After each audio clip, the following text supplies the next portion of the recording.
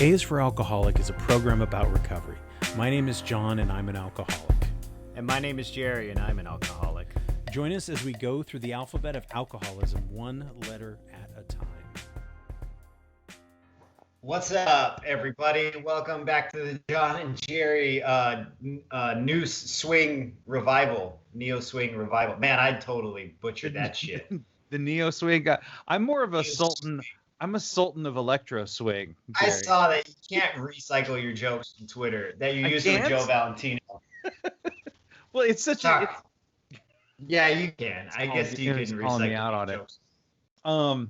I don't have all my jokes. My jokes on Twitter are gone now. At this point, it's so gross. I can't do it. I still look at it, but Twitter's so gross, dude. You don't lay any jokes down. There's no Twitter not anymore. I'm like, this is not a joking matter. You people are fucking gross, all of you, every single one of you, me included. We're so gross. We're like pigs in a pen. Like, and it's not even that many people on Twitter. There are a lot of people on Twitter, but that is like the grossest cross section of America. Ugh. Ew. Every single cross section. Your sultans of electro swing over there, working on your A material, your type 5.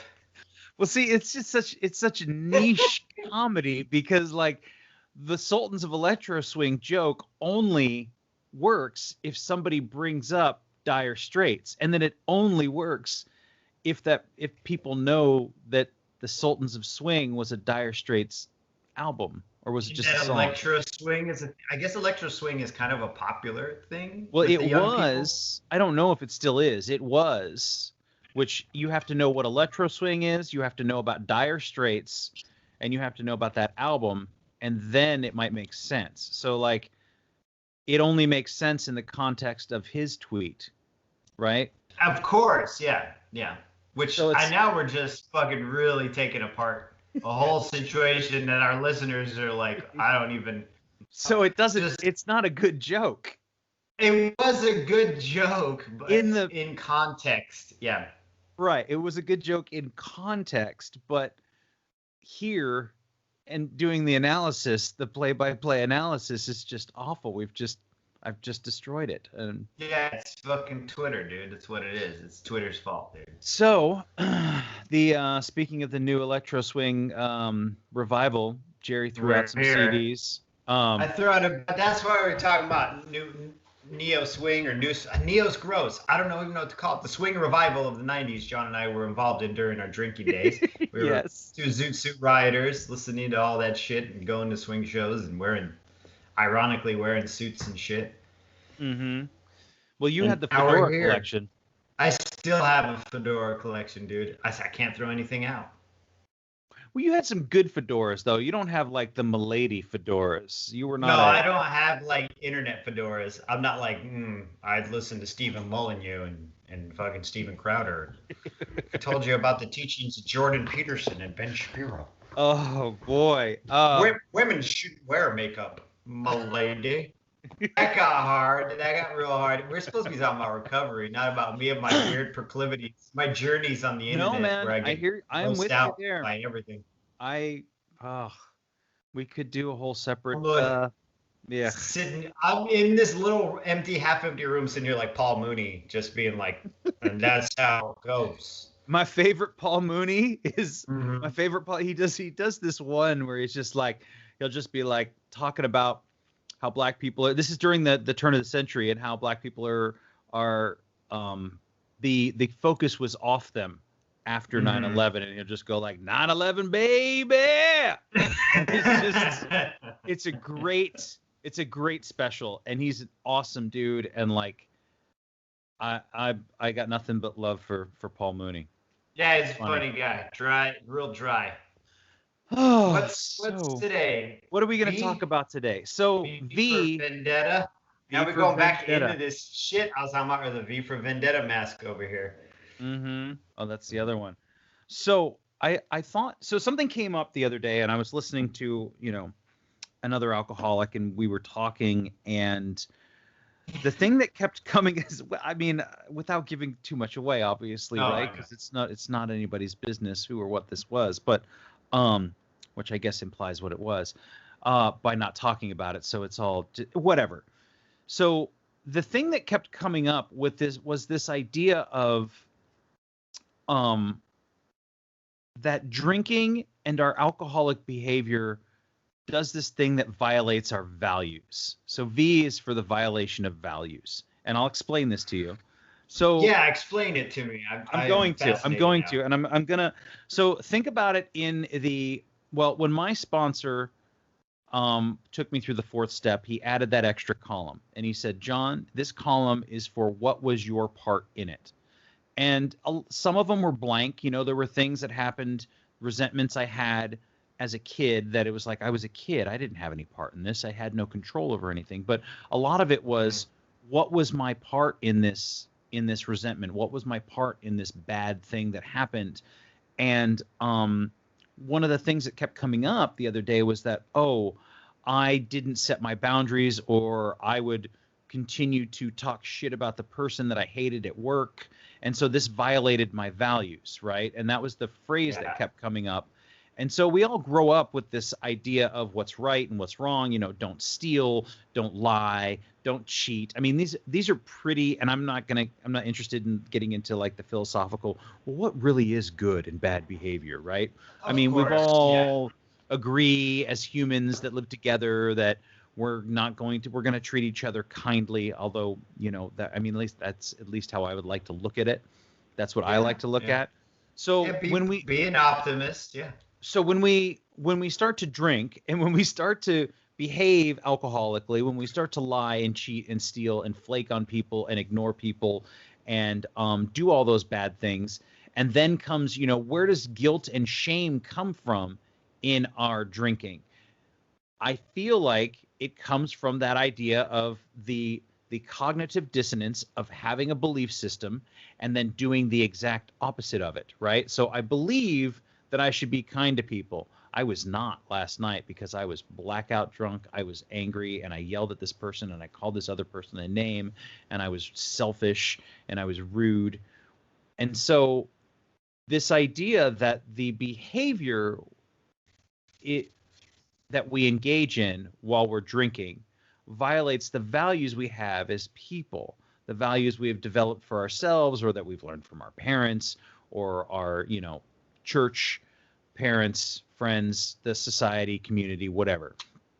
So I just thought this was really, really interesting to me because I had never thought about it that way, that there's this core set of values that I have developed for myself.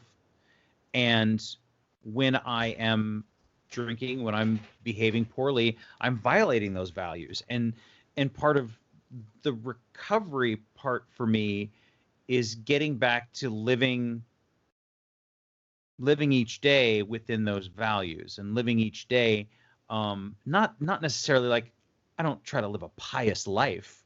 You know what I mean? Right. I still make fucking mistakes, but that it's important to kind of go, I now can kind of course correct and go, oh, that doesn't really align with my values, or maybe I should say something to that person.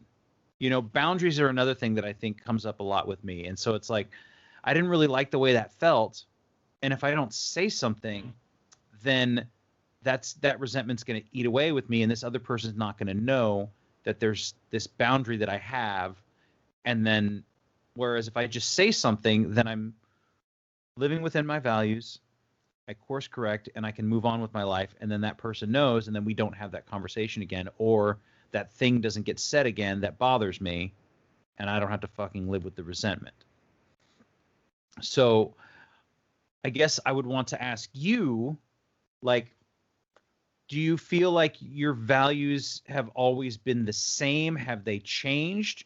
Did you look, when you were drinking, were you interested in being kind and compassionate? Did you feel like you were a good person, but that you just engaged in bad behavior? Or was it like, I mean, I know that we're all selfish when we're drinking, and that's part of the fucking the symptom, the sickness, right? Right. But I mean, you probably looked at yourself as a good person, or I don't know, did you? I don't know. I was all right. I don't think I was like you said, pious in any sense, or an exemplary person. I don't think I'm an exemplary person now, but I think on the first part of that, our values are always changing, right? Because what you value as a child, you value differently. You value differently as an adult. You know, like Right. what is acceptable to you as a teenager is not acceptable to you as an adult, even with your behaviors. Because who's to say that the way I acted with women was definitely a fault of alcohol? It was just a changing value that I had to learn, and you know what I mean? Like had to learn Mm. lessons and realize that this person is another person. So there are aspects of it I agree with and aspects of it that are fuzzy because everybody has a different set of everybody's raised differently, of course. So we're not going to work on a binary here. We'll just use you and Right. I as our litmus, as our Yes. standard, you know. But like as far as my values were concerned, you know, same thing. We're both, I imagine we're taught to not try to hurt other people and to be as honest as we could be, and you know, don't take advantage of people, don't take from people, you know. But I don't know, man. These actions were they? I always wonder if they were when I was working opposite of those values I was raised with or those morals I was raised with. I have to ask myself. Mm. That's a good question. Like, is it for me though? More, it's like, is it the alcohol, my alcohol use? Is it my alcoholic frame of mind, or that obsessive frame of mind that I have? What was it that caused me to do these things? Now, in direct action, like when I fucking laid on Walter one night hard. Like honestly, I just laid on him so hard, and I just let him have it. I mean, I just what we call the Jerry robble. You know, I robbled on him. I just went on a tangent and yelled and shouted and wanted to start a fist fight with him, and then woke up the next day and felt as low as I could feel in that moment because he was my friend. And I felt really bad. Like it was beyond really bad. Like I felt devastated for treating my friend so poorly in this row I was having with the world, you know. So that ran opposite of my values, but I don't know, you know, that was a direct action to me drinking. But then just in general, like my general values is walking around the world being half drunk or buzzed or just being hungover. Like I don't know if I acted necessarily any differently than I would if I were sober. But then that's weird because I wasn't sober then, so I wouldn't know. And now that I am sober, I'm a lot older. You know, I'm in my mid 40s and I'm like not looking at 30, 28-year-old Jerry the same way. They're not the same person. So we're dealing with two I don't things know. that are happening and changing congruently. Being Right. drunk, Because getting to I think recovery to sober, go ahead. and getting older. Yeah. Right, because I don't think I think you have major, in my opinion, we have major sets of morals and major sets of values that are, for the most part, unchanging unless there's a huge extenuating circumstance. And then outside of that, those big fence posts, there's little fence posts that kind of move constantly. You know, like what is acceptable to me, the way I treat people in a certain way, or like you said with your boundaries or whatever. Where's my boundary lay where I start going from being polite to rude? Do you know what I mean? To like outwardly aggressive to these things here, because yeah, I don't know. Like I guess what was the time? It was something of values. What were you calling it? Well, A violation of values, violating right? my values, violation of values. But do you, I guess what you're proposing to me is that the alcohol made you, obviously the alcohol, your alcoholism made you violate your values more so than you do now, which of course is a given because you Yes. were impaired, your judgment was impaired, and it wasn't impaired for just an evening, it was impaired for years, you know, same here. You know, those blackouts wasn't, you know, where in the beginning the blackout was an event, by the end the blackout was just kind of the standard pretty much, you know. So even those things change. I don't know. It's a great question to ask. Did it? Yes, absolutely. Alcohol, my alcoholism, not alcohol, my alcoholism still affects my values to this day. There are still things I do that are morally gray at times that I will totally justify with that. That alcoholic voice will justify it. Be like, fuck it. You want to steal those movies? Fuck them. Fuck them. They Hmm. make millions of dollars anyway, Jerry. You don't work for New Line Cinema. What do you care? Why don't you go ahead and torrent that fucking Dream Warriors Nightmare on Elm Street 3? Torrent that shit. Fuck them. Right. You I know, love. and then like Yeah. I'll talk to my okay, but sorry, I didn't mean to interrupt you. And then I'll talk to my mom. I'll be like, "Did you watch this movie?" And my mom's like, "No. How did you get it?" And I'm like, "Oh, I borrowed it." And she's like, "You gotta stop stealing. That's stealing." And she yells at me and gets really upset because her values are a different way, you know. Hmm. And I go, "Yeah, mom, I won't do that anymore." And then I torrent There you go. Brain Candy like 2 days later. I love that you're torrenting things that are like decades weird. old. I know, dude. I'm like, all of you seen Bill and Ted's? No, the new one? Weren't Bill and Ted. No, I'm asking the my old daughter if she's seen the okay. first two original ones, even though I have them somewhere on Blu-ray. But I'm like, let's just get them here this way. Right now. I don't really do that though. That's just an example. No, of course. I like, what did you say? Impairment for years? I wasn't impaired for years. I think that's a good title for something. Impaired for years. Impaired for years, dude. Yeah. So of course I think too, the idea, so yes, there's two things going on, right? We all have different values and morally gray, but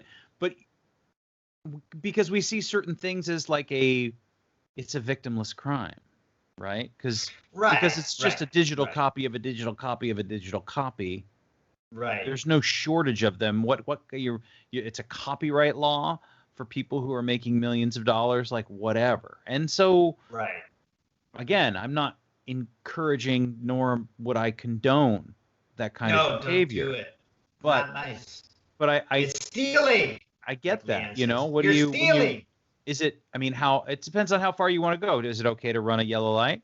I don't know. Is that breaking the law? Is that fair? But I think that too, for me, when you talk about growing up, there's things we learn as a kid before we start drinking, and those things are pretty solidified in us from our parents and or teachers. And another concept in recovery that I learned and that made a lot of sense to me was when I started drinking and when I started drinking alcoholically, my growth was stunted from that point on.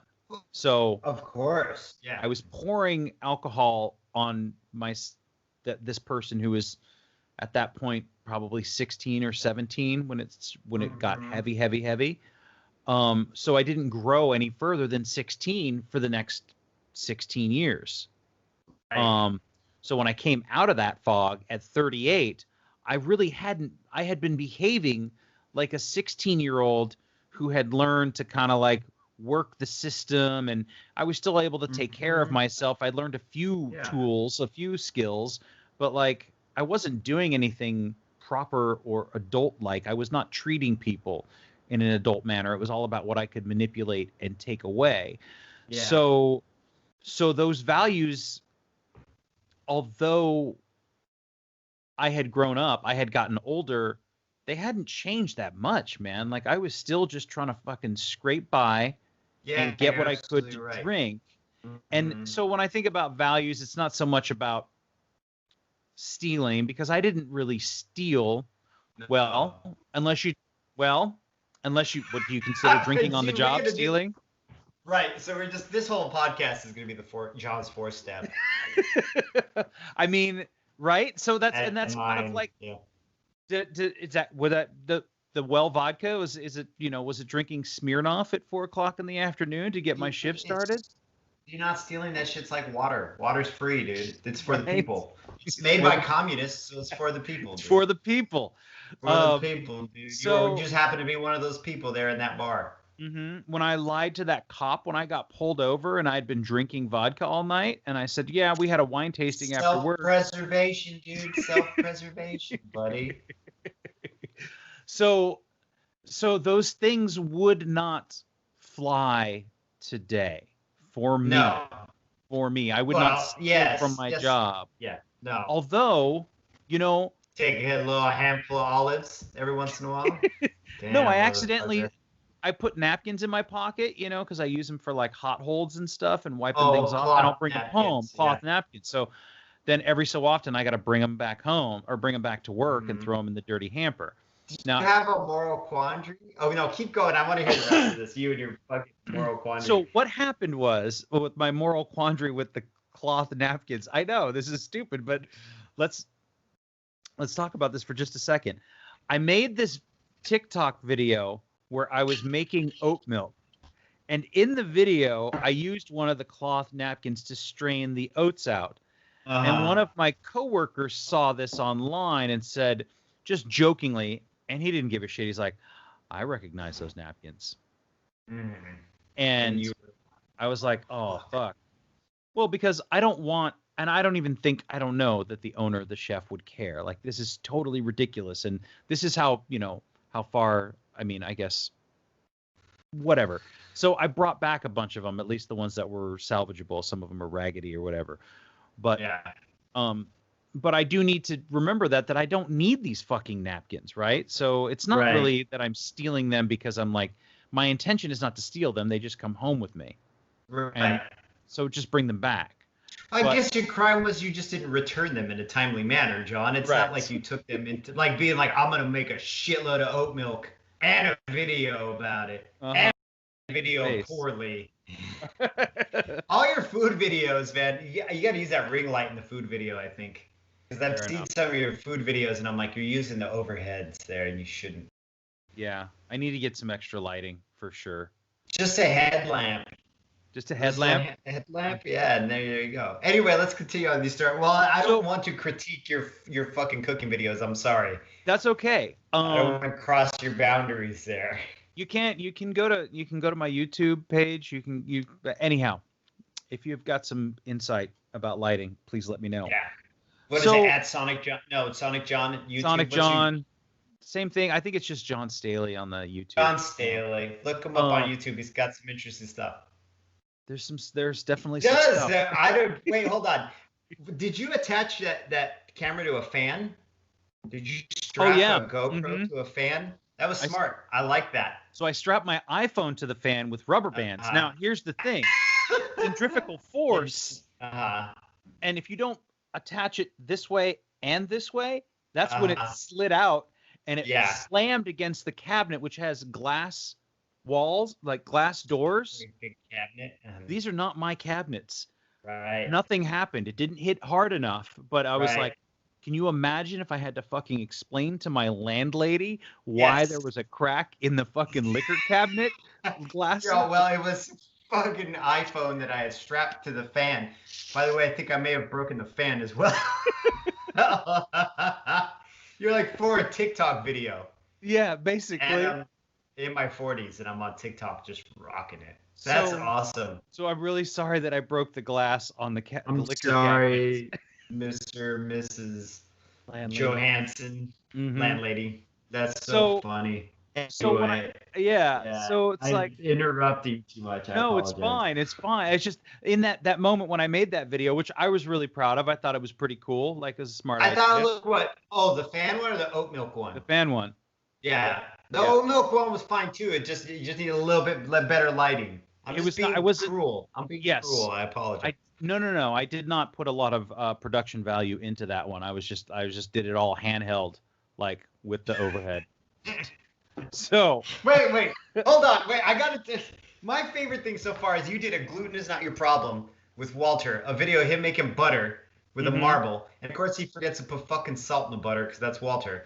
But then one of the comments is like, why don't you just use a blender? And I thought that was so fucking funny because he's like buying these marbles or whatever. And I'm like, yeah, why aren't you using a fucking blender or like a food processor? Roboku, yeah.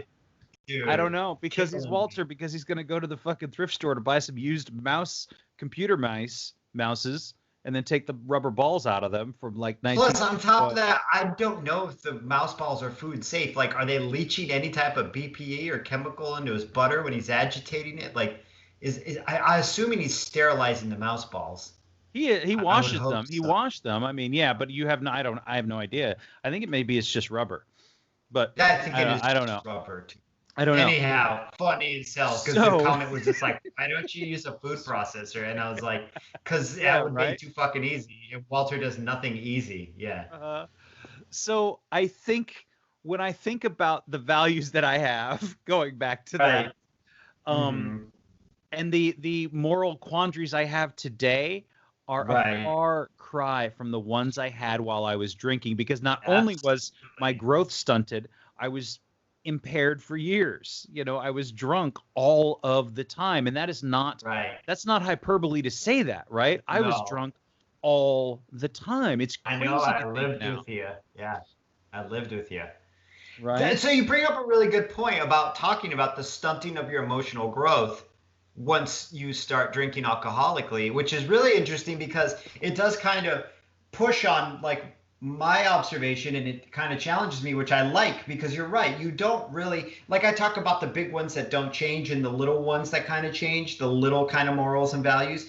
But maybe the little morals and values will waver, but not make major changes because you're still working with those same sets of morals and values that you, I mean, that you have as a 16-year-old. So let's take my relationship with women, right? I never, once I started drinking alcoholically around, 18, 19, my concept of being with another person never really changed throughout those years. It was always the same kind of thing because that's all I ever knew. And I was too fucked up to learn anything. Right. Which now goes against my morals, the way that I relate to my wife and the way our relationship is, and we were in a relationship when when we were younger, like in our 20s and teens. And I was vastly different then than it is now, But I look at the differences between the two and how those things do change once you start sobering up. So you are absolutely right. Like maybe they do stay a lot more static because you're working with those tools, those set of tools you have when you start drinking alcoholically. Yeah, and instead of being more flexible, Another thing is I've heard it talked about how your world gets very small when you drink.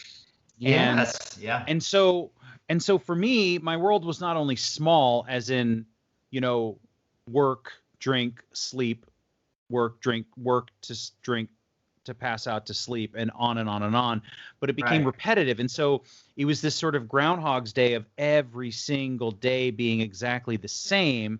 And so I wasn't interested in any sort of growth at all. Right. It was literally that sort of shark in the water, always moving, looking for booze. And so every action was in some way simply trying to feed my desire for booze. Right.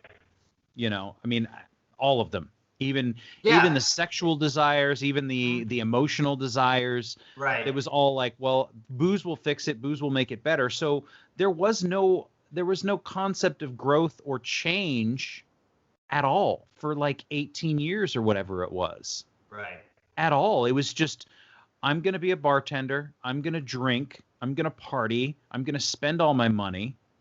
I'm going to, if we can't have fun, then there's no point in being with anyone. If we're not having fun, then we need to just quit it. The only people I want to hang out with are people who want to go and fucking party. Right. Mm-hmm. And that's trip, man. That's it. That's all that I wanted for like I'm thinking about yes. And I'm thinking, like you making that statement, I'm thinking about the time even we spent together, and like basically everything we did was just getting drunk in different places. So it was like, let's go camping. We went camping one time. That one time we went camping as a group, and it was just so we can go get drunk in the woods. That was it. It wasn't about like, you know what I mean? Or like, remember when we went to, I don't know if it was Alki Beach or one of those beaches, we were drinking vodka out of Powerade bottles, screaming on Rick James bitch out the window. And there was like a whole line of really physique, very well fit men in black Speedos. And you were like, and I was like, yo, that's the gay mafia. Yes. Which I didn't mean that in a negative way. Just, it's anyway, because it wasn't Alki. Anyhow, yes. Yeah. It was in a predominantly gay neighborhood in Seattle, and it was called, I can't remember, but yes. I remember you saying that wasn't about going swimming on that super nice day. It was about getting drunk near water. Do you know what I mean? Like every bar we'd go to was about getting drunk in a different room. So you'd be like, let's go here, this fancy bar with the hot nuts. And then we'd eat hot nuts and get drunk in a fancy bar. And then you're like, now we're going to Ed's Courthouse, which is a dump. So let's go drink in that dump now. And then it was like every action we did. So when you say everything revolved around alcohol, like it sounds simplistic, but it's the absolute truth. It's like everything was fueled by it. It was either about to get it, how to get it, how to attain it, and then how to drink it, and then how to deal with the fallout from drinking it. And those are like the three main facets of our lives, And everything else around it was just the distraction. If I'm going to date a girl or hook up with somebody, I'm hooking up with this person mostly because they like to get fucked up, because that's the only place I'm going to meet them is in a bar or around my friends who all get fucked up. Like I never understood meeting a girl in a grocery store, or meeting a woman at the library, or at a social function that did not involve alcohol. Like I could not even fathom that in my life. So yeah, my morals and values once again bent around to fit alcohol in it. It's like alcohol just got jammed in there, and then everything had to bend and manipulate and get all fucked up to fit it in there. Like I just pictured Everything. jamming a bowling ball into like a sock. You know what I mean? Like if you work hard enough and get that fucker in, you have to tear the shit out of the sock. Maybe that's a bad analogy, but you know what I mean, though, I right? do. Yeah, No, it's yeah. fair enough. That's a great analogy. That's how it felt. I mean, I I'm even full think of them, about man. Bam, bam, full of them. It's on my fucking card, full of analogies. our thankfully our friendship went a little bit deeper than that, Of but course it did. There was a kinship in us but the glue that held us together during those periods of time, the attractant in the glue was alcohol, I would say. I think back, and I'm sure it will pop up on my Facebook feed or my Instagram memories or whatever it is at some point. There's this picture, like you would come to visit me, and vice versa. It happened a couple times, but you would come to visit me. You would sock a bunch of money away to come down for 4 or 5 days. So much money in such a Right? short, yeah.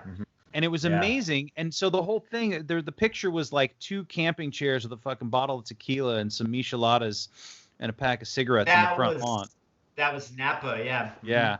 And Yeah. so that was always the thing. Is like, well, we're going to get together and we're going to drink. So we need to be stocked up. So like if you were coming to visit, I would have certain things, and I remember at one point I don't think there was any food to be had, and you were like, fuck it, we're drunk, we're going to Denny's. And I was like, nah, man, I don't want to go to Denny's. Like that was our argument that night. And so I remember like cooking some, I was like, and the pasta puttanesca, so it's basically like tuna fish and penne. And I remember trying, like I took a picture of it because I thought that was what the world needed to see on Facebook from me. And I was like, I'm just trying to keep us out of Denny's cooking dinner. Right. Is that something to be proud I will of? pay for the cab to Denny's. We'll get a moons over my hammy. And you're like, I don't want to leave this house. You're absolutely right. You're like, I'm too fucked up to leave this house. And I'm like, nah, man, we need pancakes. And that puttanesca was good. I was like, good job, John. At least it was then. I don't know now, but. And so you would find a way somehow, and it's not easy when you're drunk, to spend $800 or $900 in a week. If shorter period of time. More than that, I would come stay with you in Seattle and blow like $2,000 in a week. Like just go, because you never cooked and I never cooked, and so we would just eat everything out. We drink everything out, and yeah, I mean, I would sock away tattoo money in a little sock and be like, I'm going to Seattle in 2 weeks or 3 weeks, and sock off all of my extra, push it all away, and then pay for the train ticket. And we would all blow so much money. Yeah, I wouldn't even come home with like any souvenirs or anything. I wouldn't even have a T-shirt with a Space Needle on it. I just have a horrible hangover on the train home, 2 cigarettes. Be like, but isn't that funny that you would save money for that? That we would all loaded for like, yes. And that was once again another bending of my morals, right? So I look at my wife now and I'm like, how do we end up here, right? Like how am I in my 40s? I've never owned a home. Like I've never done these things that I'm supposed to be, I guess not supposed to, but these things that I idealized for myself. Like I would have liked to have owned a home by this point and done these things. And I was like, did I just drink it all? And she's like, yeah, you drank most of it. She's like, but we moved a lot too. Like we move constant. We're moving right now. Hopefully this will be the last move. But like there's a lot in my life that bending of morals and being fucked up with money. Like I really regret that a lot. But what can I do? That's past and done. And I can't be mad at myself for it. It's like being mad that I wasn't born with a bigger dick or something. Like, do you know what I'm saying? Like every morning like going out yelling at God and being like, "What's wrong with my wiener? What the fuck?" Like that's just it. It happened. It's done, and there's nothing I can do to change that. What I can change now going forward is the way I approach it now. And learn from that shit and learn from the bending of our morals and learn from the bending of our values. And you know what? While we're talking about values too, like the things I value now, of course, are different. We'll do the comparative thing again, but yeah, very different. Like what I value now. Like before I got on this podcast, I had a brownie. I made brownies the other night, right? And it says cut 20 brownies out of this sheet cake. So I cut 20 brownies and I had my 1/20th of a serving, whatever, 160 calories. And I like really loved that fucking brownie. Like I appreciated that brownie. Like I really did. I valued it while it was happening. I'm like, this is great. I'm enjoying every minute of this. Whereas before, of course, those things you don't value, those little tiny things in life, and it's just a brownie. But I guess it's my example of like what holds value to me now is what held value to me in 2012, Yeah. Yeah. Yeah. Speaking of What a bottle of baked goods. Fireball. God damn. Yeah. They didn't have Fireball in 2012. Can you believe that shit? I When don't did think that? I drank Fireball though. They had it. Oh, I okay, drank maybe you it. did. Maybe it was. Maybe it's been around a while. I don't know. It has, because I was not sober when Fireball was out. Because I drank. Because everybody's like, "Yo, you want to do a shot of Fireball?" And I'm like, "Yeah, line up 4, motherfucker. What are we doing here?" Because it was basically Yukon Jack. Anyway, And it's go basically ahead. just rebranded Goldschlager or whatever the fuck. Yeah. You might. But no, I had a bite of this cheesecake at work because And you had to run 7 miles to burn it off. well, I only had one bite, and I don't really fuck with cheese, and I don't really fuck with, I try not to do sweets or cake. Yeah, basically. But we didn't know what was in it. Or cake. The pastry chef had gone home, and I was like, well, we need a texture because we need to know like what's in the shit. And it's like, we might as well just open one up and eat it because we got to sell it. And so it ended up being like, fig, and I bite, and it was so good. I was like, oh, I bet my it was. God. It was rich as. Oh, and I'm like, that bite was probably about 75 calories. It had to be. Rich as Jeff Bezos, dude. You just took a bite of Jeff Bezos. And then we get the recipe, and it turns out there's bourbon in it, Jerry. That's why it was so good, dude. Ah, shit, you reset your date, didn't you? So, no. I mean, I didn't taste any bourbon. I didn't feel any bourbon. I'm not like, again, for me, it's about intention. So this will be the third time that I know of in 5 years that I've tasted booze since I quit. Yeah. But like, I was rolling my eyes thinking like about mine, but yeah. That I know of. But that, whatever, I think it was so minimal. I don't know why they even put it in there, but whatever. But the thing is that I really appreciated that bite of cheesecake. And, of course. And you valued it, another right? one, which is another one of my values. It's like, okay, yeah. because I'm really trying hard to focus on like feeling better and not eating myself to feeling bad and not just guilty, because I don't think that that's helpful, but to the point of feeling sick or too full. Like, I don't need to be full all the time, Jerry. No, you don't.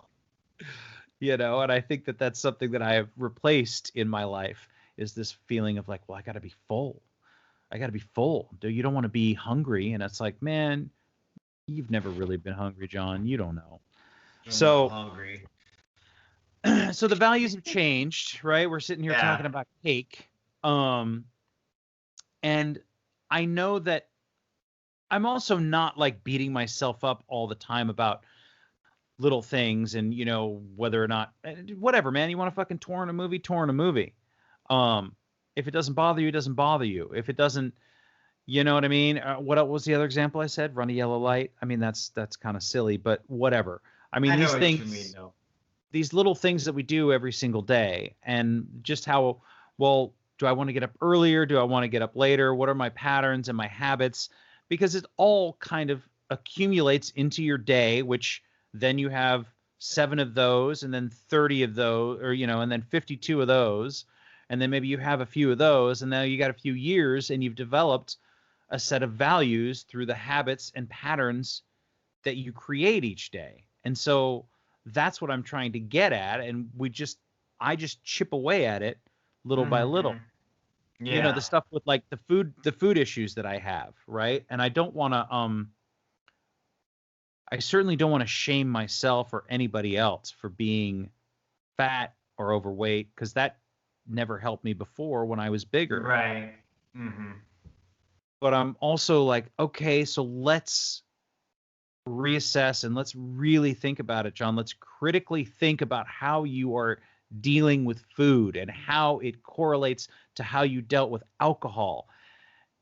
And I don't need to be drunk all the time. I don't need to be full all the time. It's okay to be hungry, and I can feed myself on less and less. I don't need to overindulge. I don't need to indulge my taste buds every single time.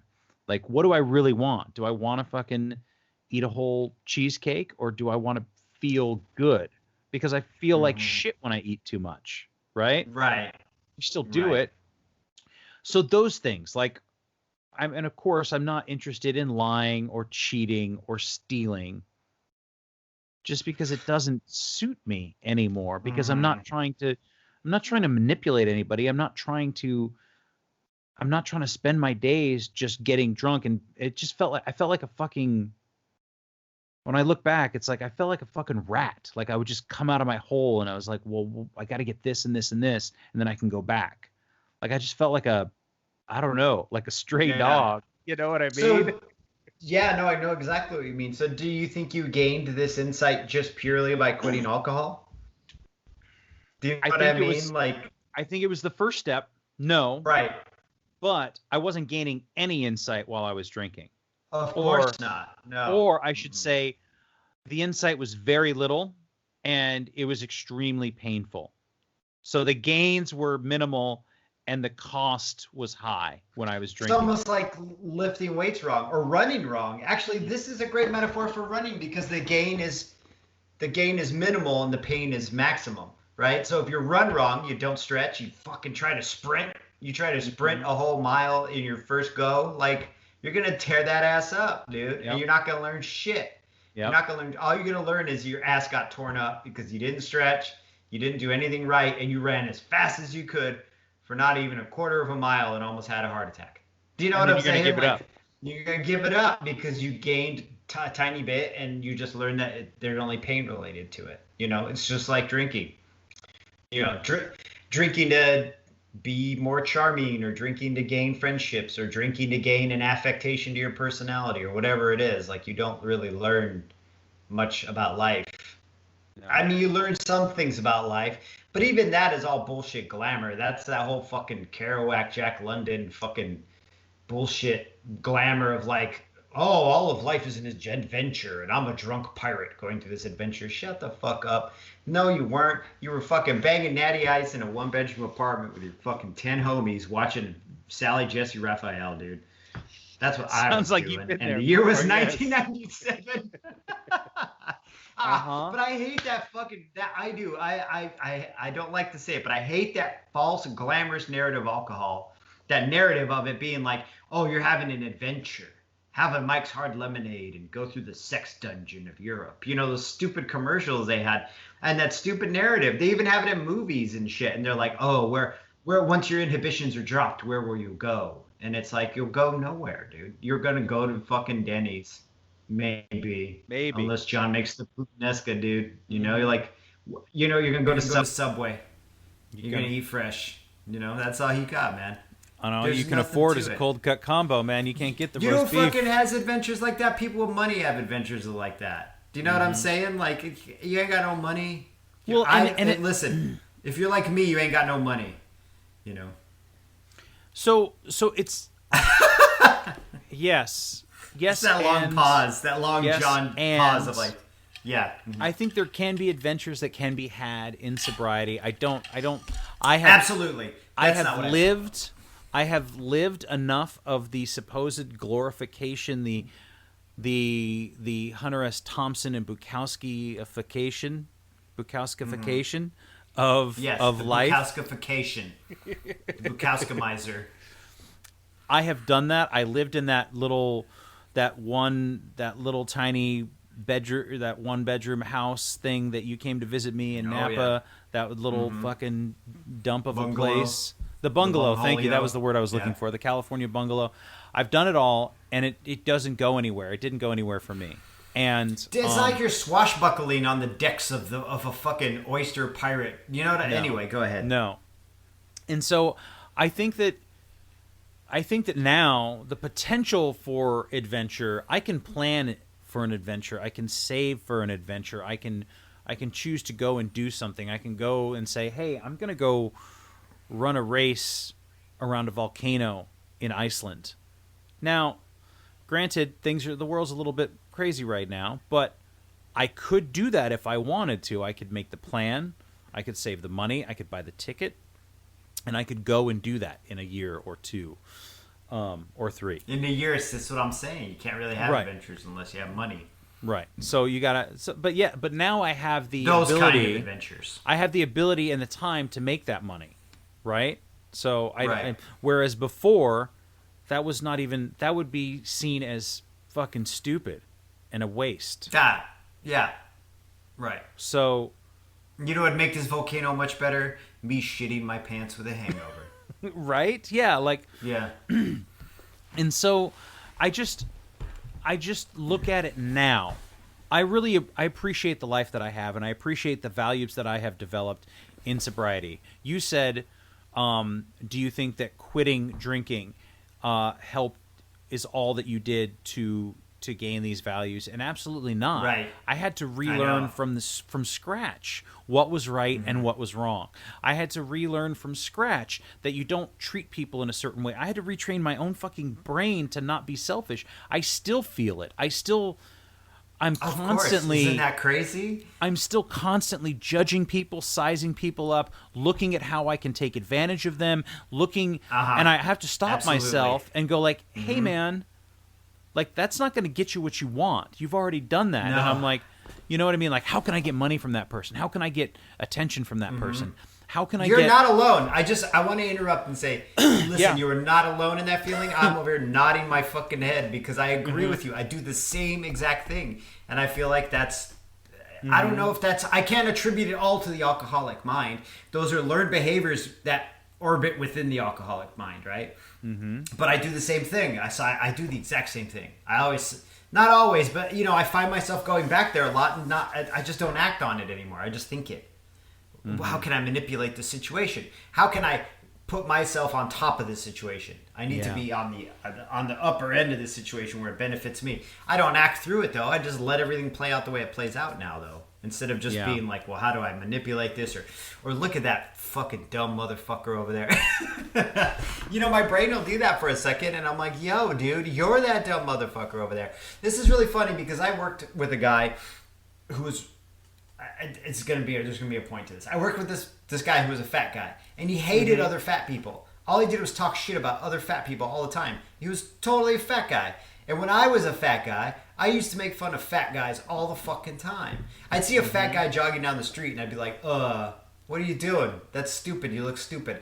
And now when I see an overweight person jogging, I'm like, kill it. Get it. Like, you can do it because I did it. I'm pretty sure you can do it too. Do you know what I mean? Like, but my whole ideas have changed. The morals and values have changed because of a change in myself as a person, you know? And I think you're the same way. I don't know what the point of that story was, but I guess the point was that the morals and values have changed once you find a paradigm shift within yourself, you know? Yeah. Yeah, I used to be the same way. I remember having a conversation with Rashida about it, and she said something like, do you not like, or do you hate, like, do you have resentment toward other fat people? And I was like, I don't remember what my answer was now, but I was kind of like, no, not really, but like, it's not attractive, or it's not this, and whatever my answer was, it was all geared toward myself.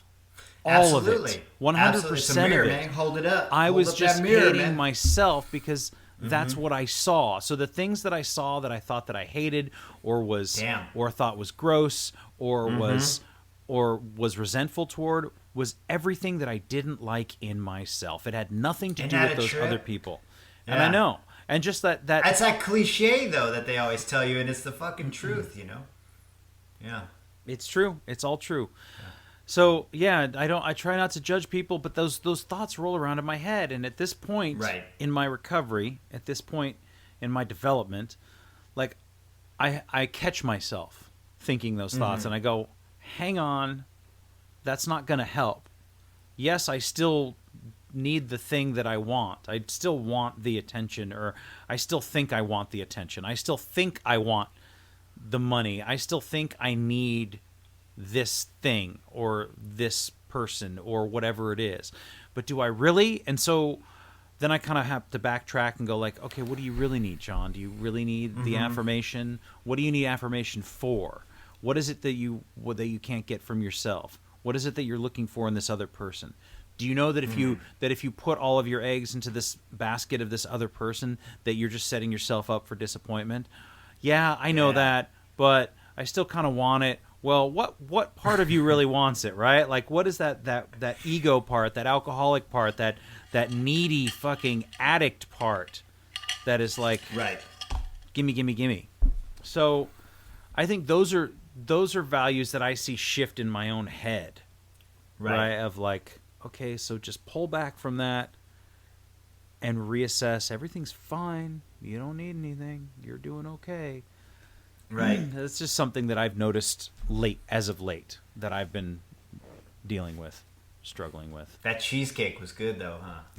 It was awesome. It was so good. Like, and maybe it's because I don't usually fuck with any of that the stuff. bourbon was in it though. Yeah, Do you think right? Maybe the bourbon though just sparked Also- everything up, and you're like, whoa. Oh. No, I don't like cheesecake. No, but you bring up very valid points, and the fact that you can recognize it shows growth in your values, shows growth in you as a human. I think when we talk about these things, I would like to stress, on my end at least, that the fact I can recognize these things doesn't make me feel like I'm infallible, or doesn't make me feel like I'm superior in any way or better than anyone or any of that shit. I just can recognize it, and then from there I have to figure out how not to do it anymore. That's the hard part. I apologize a lot in my life to people, and I always say, well, I don't know why I did that, or I explain why I did what I did. That was a negative thing that made someone else feel bad, and then I have to mentally tell myself, don't do that again, but then I end up doing it again later. So it's like this thing, it's like this Sisyphean feat where I'm just rolling this turd ball up a hill, and I keep having to do it every morning. And eventually, maybe I'll get it over, and maybe I won't, dude. Maybe that's just life. You just recognize it and move on, and try not to do it again. And hopefully the people you're with are patient or forgiving enough if you keep making the same mistake over and over again to roll with you, you know? It's difficult, man. It's weird shit. It's also hard. But the fact you're recognizing it and then expressing it and seeing it in yourself, it's like you know the animal now. You can look, you can point at it and say, that's a jackal. I know that's a jackal. I need to avoid that jackal. But then the next day you're like, well, I'll pet the jackal a little bit. You know what I mean? Like, it's just I still want to pet the jackal. So do I, dude. But, like, you know what I mean? I don't want to sleep in the cage with it anymore, you know? But I'll reach through and give it a poke, you know? But so whenever I would hear people in recovery talk about that, and I bring it up over and over again, it must be a big resentment of mine, but how they have it figured out, or they try to make it seem like they have it figured out. It always turns me off, man. Because I'm like, no, man, this is a program of faults, and we need to all have faults here, you know? The goal is trying to figure out how to fix the faults. Anyway, go ahead. I was going to say Pet the Jackal sounds like a fucking Spinal Tap album. It does. Pet fucking jackal. And I was also... Jackal. I think if we... the Sisyphean feat of trying to push the turd ball... If I keep pushing, if I keep trying to push that turd ball, I'm gonna get shit all over my hands, right? You will, but that's unavoidable. Like, maybe next time, when you get up in your little shack, put gloves on the next morning. So to take to take your metaphor a little bit further, so the Sisyphus is, you know, the whole myth of Sisyphus is that it's a punishment, right? Because he went against Zeus or whatever. I don't know the whole story, but he's doing it because it's a punishment. So he fucked like Zeus's favorite goat or something. It was like, don't. So it's a punishment, and if I am sitting here trying to manipulate situations, if I am trying to get things from people or get people to do things for me, like, the punishment is that I don't ever get what I want. And a big thing that we talk about in recovery is letting go and surrender. And maybe we need to let go of the fucking turd ball, stop trying to push it up the hill. And that's the whole goal. And I don't purport to have it all figured out, right? I mean, neither. This is just my thought process that I'm able to. Of course. I can see it a little bit better, and sometimes I do it anyway, even though I see it, and sometimes I see it too late. But the whole idea is to just let the turd ball go down the hill and not keep the shit off your hands. That's it. That's the new AIFA T-shirt. It just say really big on the back. Let the turd ball go. Let the turd ball go. And then in front will be a pair of shitty hands. That's so gross. It's gross. I'm sorry I did that. I'm gonna start designing it tonight. Out there. Yeah, get it cracking on it. I'm gonna get on Canva and make a nice design. Let the turd ball go. That's our motto now, right? So but that's right. man. You're absolutely right. You don't have to roll that boulder uphill. I guess you don't. It feels like it though, dude. Oh, It does. Right? It does. There's so many days where it does, and then there are Yeah. days where it doesn't. There's days where I get enough sleep, and I wake up refreshed, and my neck doesn't hurt, and like Yeah. nothing hurts, and that's great. And so I'm gonna be like, oh, and it's important too. I think it's easy to forget when things are good, right? When you hear a lot about Of relapses. course. A lot of the stories I hear about relapses, it was such a beautiful day. It was a great day for a Michelob Ultra, and then I was, you know what I mean? Like you hear that shit, and then it's like right back off to the races, as they say. So I think when things go really well too, I try to assess in the moment if I can what's happening and why it happened and how I can repeat that and how I can recreate that. And basically I think I'm just constantly fourth stepping every thought that I have, which is fucking exhausting. And I think But that's part what of you're supposed to be doing, though. That's part of the thing, Right. isn't it? I mean, isn't that part of the thing, right? They're always like, well, I got to do a 4-step on it. I guess maybe you just leveled up and didn't realize it. ding, ding, ding. So yeah, and you know, Ding, ding. so yeah, then that's when the prayer meditation kicks in. But that's why it's at the end of the steps, right? Right. So Right. to kind of calm the brain down. But I just really like this concept of the drinking and the alcoholic behavior was a violation of my values, and I want to get back to those. So that's what this whole recovery process to me is about, getting back to those ideals. Not that I'm always going to live them, not that I'm always going to be able to, not that I'm always going to feel like it. And some days I'm not going to sleep very well, and I'm not going to eat very well. I'm going to feel shitty about myself and the world, and I'm probably going to lash out. But Right. I'm better equipped than I was last year, and I'm better equipped than I was 5 years ago, 6 Yeah. years ago, right? Yeah, absolutely. So Absolutely. Yeah. absolutely, and just sort of recognizing who's the person. You know, the other thing, Jerry, that I wanted to ask you about or talk to you about was another thing I heard in a Zoom meeting was they were talking about the higher power, and somebody was an atheist and something, and like, you know, this is a thing that troubles a lot of people, is the God concept. And we say higher power, but really what it is, I think, to me, is like, I need to find something outside of me, right? I need to get outside. I need to find something that's outside of me. Now, the idea of a higher power is just an ideal, right? I just want it to be a bigger, a higher power than me. I want it to be a higher version of myself. So that's what I'm kind of looking to strive toward. That's what I'm looking to lean on, is the better version of myself. So it's like, I think too often I hear higher power and I'm immediately like, God above me, right? Like that's the feeling, because it's higher. It's a higher power. Right. So like it can radiate from wherever outside of me. It doesn't need to be the man Jesus cometh to, absolve me. But if that works for you too, that's cool. Like, Right. I think not for me. Is that from Stephen King? Is that from the Dark Tower? They call him the man Jesus. Yes. Yeah, that's what they call him, the Dark Tower. Yeah. Yeah. So I just thought it was just an interesting thing that I wanted to bring up, was this, like, it doesn't have to be the higher... Something outside of yourself. It doesn't have to be something bigger than you. What you're saying is it just has to be something outside of yourself. Yeah. Or does it? I think so. I like that concept, yeah. I like it. It just I'm makes it vibing with easier for me to look for it, and it with makes it. it easier for me to find it. It makes it easier for me to feel it. I don't know. But that... No, absolutely. We got to work with whatever concepts we can to get through this shit, dude. And if that and I feel like it's a pretty sound concept. And if the man Jesus is your concept, roll with it. We all got to get through this. Yes. We don't have to get through it in one piece, but we all got to get through it peacefully. You know what I'm saying? Ooh, that's the other T-shirt. Yeah. You're welcome. We all got to get through it peacefully. It's true. Well, as peacefully as we can. Are there any last words, Jerry? Do you have any last words? I mean, Are you be gonna- safe out there. Be careful. Yeah. Wash them fucking hands. Wear Wear that mask. dude, just wear the mask. It's not that hard. It's really not. I got to use this platform now. I just do it Yes, everywhere. please, Instagram, I do please. it everywhere. But my platform now on the podcast, I'm like, just wear a mask. Over your nose, too. Don't be dangling your fucking nose out. Cover your nose, yo. Come on. I want to go outside and be near people. I hate people so much, but man, I'm telling you, the first time I hug a person that's not my wife, I'm going to fucking cry like a baby, dude. I can't handle it. Ugh.